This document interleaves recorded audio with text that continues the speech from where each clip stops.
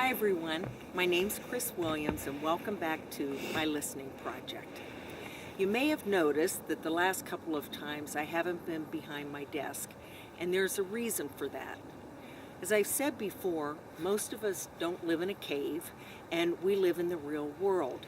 And when we live in that real world, our lives are filled with distractions and what I've referred to as barking dogs. And if we really want to be a really great listener, we have to learn to live amidst all of the barking dogs. So today, I've brought you to a very special place for me. And this place has a bench that I'm sitting on that is dedicated to a very dear friend of mine, Mary Ann Spatz Cook. And we called her Spatz as a nickname. And the bench says, in memory of our horse-loving friend.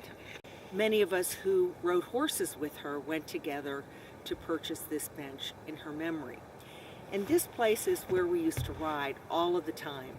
About a football field away is where we were together one time when I fell off of my horse and broke my back. And right behind me is a location where one day we were riding and Spatz's horse reared up in the air as in hi-ho silver, but Spatz held on. Lots of memories, lots of laughs, and lots of love. Which brings me to our topic today, which is listening as an act of love. A few years ago, during this time when my friend passed away, within a 1-year time period, 4 of our animals passed away along with another friend. And during that time, all of those great beings taught me a lot about listening. And what I learned was that one of the greatest gifts we can give one another is the act of listening. And that I always knew it was so important, but I never knew it was so sacred. And I learned that when we really go into a state of listening, and I think when you're with someone who is in a state of getting ready to pass over, what you learn is that every word is precious, and that when you are in the role of a listener, you need to go into a sacred space.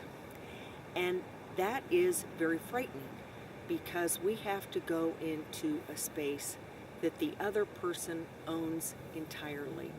It's not about us, it's all about them.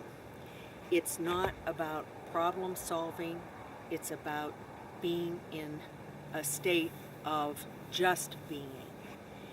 And that's very difficult, but it's something that we're all capable of doing.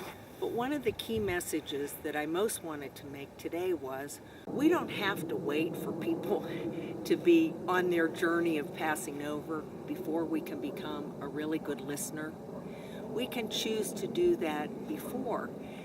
And I've also discovered that we can do for one another what those on the other side, many people refer to as heaven, cannot. Because here we are in the living, full-bodied form, and we can support ourselves in the here and now with one another and give that gift that is so meaningful. One of the things I want to leave you with today is, who is it in your life that has taught you the most about listening?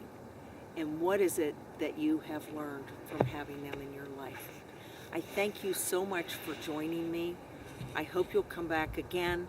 I also refer you to my blog at My Listening Project, which also supports these vlogs in another format that you may choose to take a look at.